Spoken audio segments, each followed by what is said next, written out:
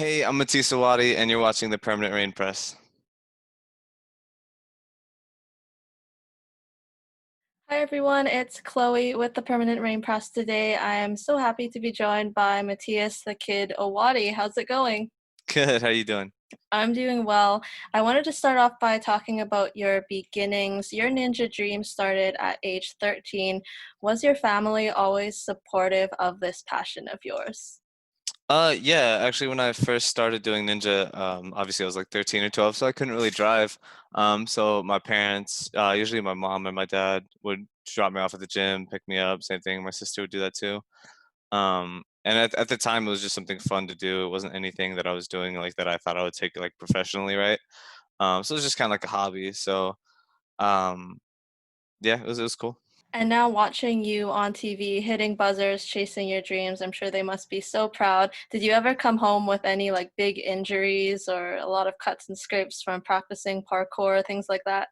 I mean, yeah, I'm thankful enough to like not have gotten injured too much. I've had some serious injuries, but nothing that like has kept me out completely. It's kept me from like training and doing stuff like that. But as far as injuries go, they suck and like they happen. I've gotten some minor and some major ones, but nothing too serious. So I'm blessed in that department. And you've been pushing through. You competed in season 12 of American Ninja Warrior, which was filmed in St. Louis back in July. When you first got the call that the show would be moving forward, was there ever any hesitations about returning, or did you know you wanted to come back and compete? There has been hesitations about returning before, just because I thought about like if I wanted to maybe do something else or just I mean I've been doing it for such a long time, right? I've been doing it since I was 12. I'm 22, so it's been like 10 years. It's still really fun for me, and I do enjoy like the perks I get from it, right? Like working with brands and um, sometimes interacting with fans is really fun.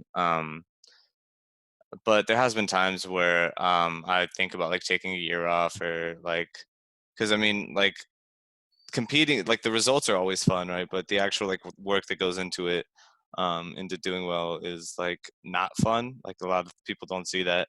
And so like I have thought about like taking the year off or maybe like trying something else for a little bit. But as of now, I think I'll still kind of do it as long as like I can write it because I know it's not forever. You know what I mean? Like eventually something new will come or like this will get taken over by something else. So I'm just gonna kind of enjoy it as it's here.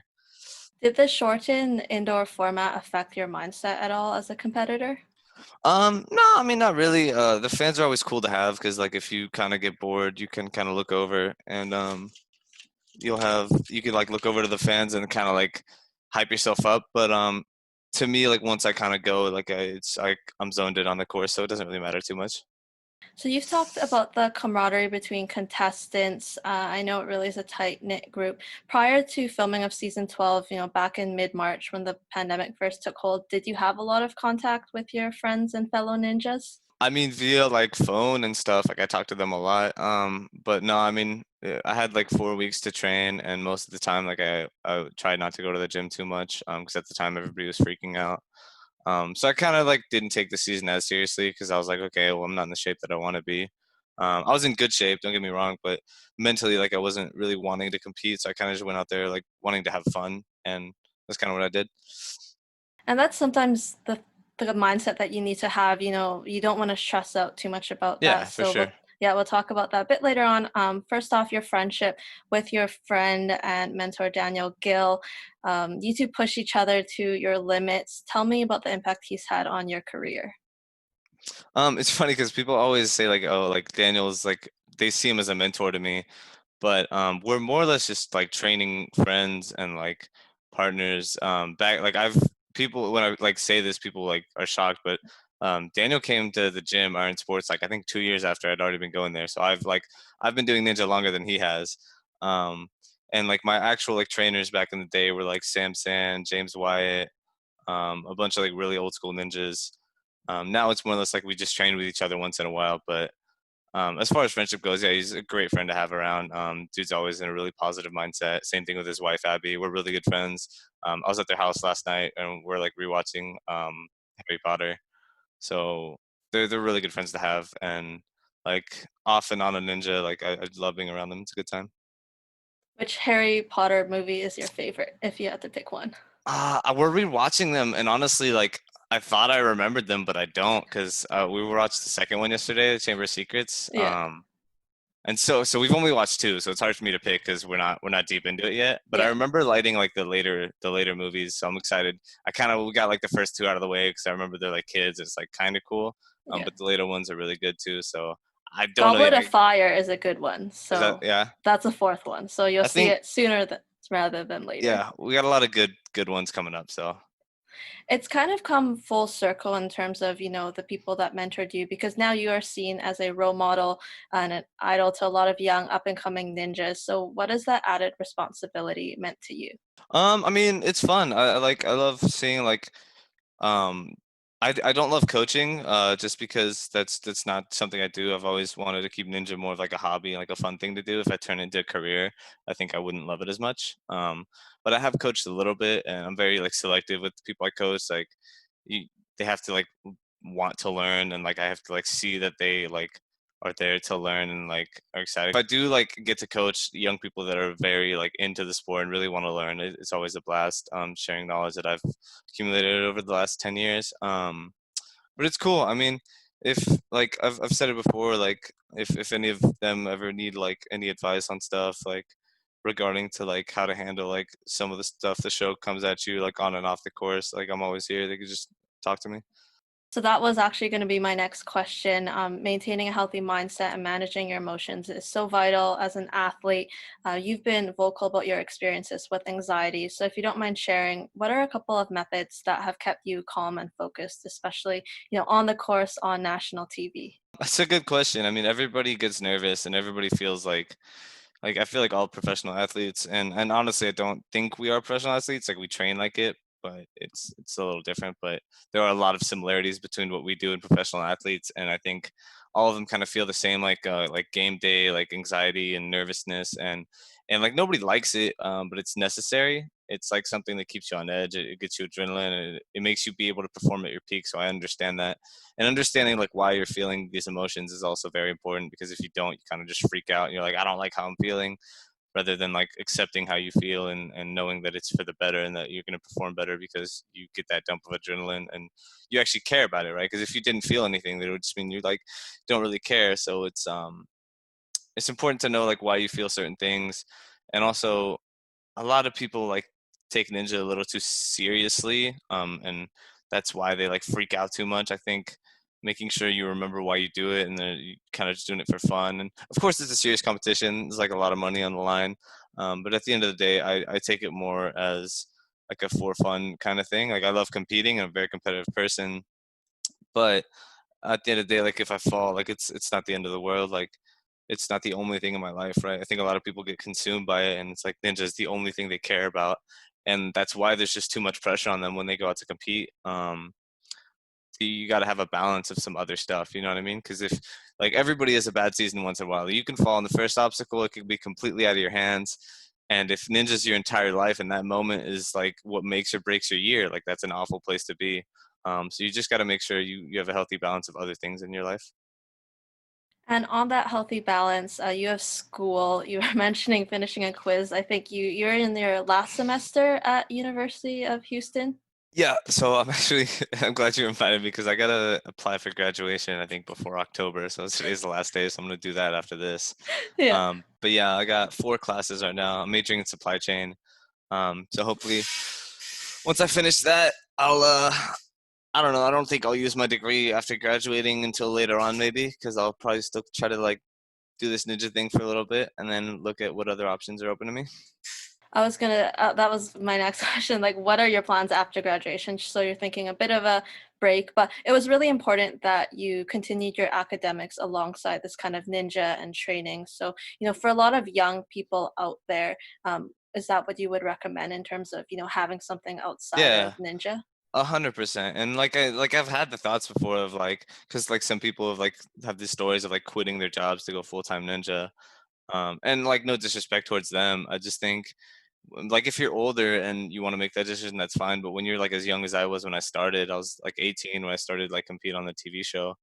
Um, and I like thought like I talked to some friends, and thankfully I had like some level-minded people. Like shout out to Jeff Lancaster. He's one of the guys that like mainly like told me like don't be dumb and explained to me that um and I got this from him, but I got this also from just understanding that like ninja, this is like a period in my life where like this isn't gonna last forever, right? Like the fame and like the sponsors and the fans, like all this, and I'm enjoying it while I'm in it, but I understand that like there's a longevity side to it too, and like afterwards, like I can't do this forever, right? Like one, my body probably can't take it forever, but two, like I'm gonna get burned out eventually, like um maybe not. I don't know, but no, I think it's very important to if I don't know, because like I've had people to, like ask me this about like kids talk that just graduated high school that want to go like full time into ninja, but the problem is like ninja isn't like a full time career.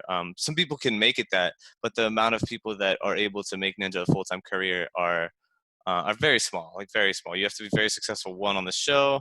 You have to have like a really good personality. People have to like kind of gravitate towards you, and it's hard work too. Like my buddy Grant McCartney, like his full-time job pretty much is social media and working with brands and doing camps, and he by no means has an easy lifestyle, but he loves what he does, right? So you got to make sure one that this is really what you want to do, but two, I think having a degree is it's hard because like you can make this statement that like having a degree is a little overrated at this point, because like if you're gonna like open your own gym or be a coach or do that, like it's stupid. But I think better than having a degree, like just getting an education and like furthering education after high school is very important too, just in terms of just like being able to be smart and hold like a good conversation and just develop yourself. You're investing into yourself as a human, right? And like that's one thing that can never get taken away from you, your education. So like if you do really well in ninja one year and you do really bad next year, you go from like 100 to 0 very fast. But if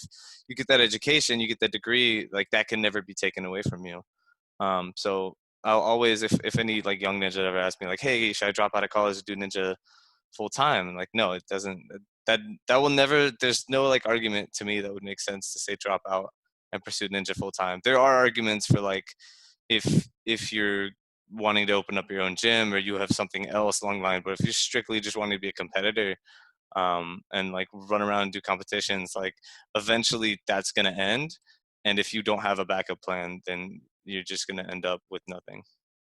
Like you mentioned, life experiences with you in particular, you went to business school, so you have that business knowledge now, maybe doing something in industry in the future with supply chain management. You Yeah. have your guitar in the background. I know you also play ukulele. You've sung a little bit as part of the Cozy Jams squad. So where did this passion for music come from? I don't know. As a kid, I always like never had like one instrument. Like my parents like bought a piano and like maybe play a little piano, and then I did play a little guitar. And then like I think I bought like drums. I played like trombone in like high school, or not even high school. I think before that. But I never got good at any of these things. I sucked at all of them. But that's because I was kind of learning like theory and like all this stuff that I didn't care for. I just wanted to like play songs. So I picked up ukulele just wanting to be able to like play an instrument and be able to like strum along and do stuff, and that was really fun. And then I got bored playing uke and I wanted something harder, so I picked up the guitar. And then I met Daniel's good friend Matt Carmona and his brother Richard. And Matt was on my team actually this year. He's a sweet dude, love the guy. And he plays guitar really well. His brother's like really good at piano, and they can both sing. So we just like we would hang out and then pick up guitar and like start like singing songs and stuff, and it was really fun. Like it's something that like I'd learned that I enjoyed a lot that I never thought I would. I thought music wasn't for me, but no, I really enjoy it. It's like a really good time. Like we could spend like 5 hours doing it, and time goes by super fast because we're all just having fun. So it's like I don't think I'm good at it, but it's just something I really enjoy. So was it Matt's idea? So part of that group also Daniel and Abby, Grant Mhm. McCartney. So was it Matt's idea to start recording you guys just hanging out and jamming together? We've been doing that for like a while now. We were doing that like I think even before Ninja, like the St. Louis finals. The stuff that Grant posted was the first time Grant was ever there, because we do it like I don't know, like once a week, and we've been doing it for like months now. Daniel and Abby have been to a few, but they travel a lot, so they're not always there. But no, we've recorded like a bunch of other ones just for like ourselves to listen back and see how we sound. Yeah. But Grant recorded it, and Grant wanted something to post, so he posted it. But all, no, we have all that social media content you talked about, right? yeah, right. What kind of music are you listening to on your playlist right now? Who are your top two artists? Oh, that's hard. I listen to so much different music. Let me pull up my Spotify.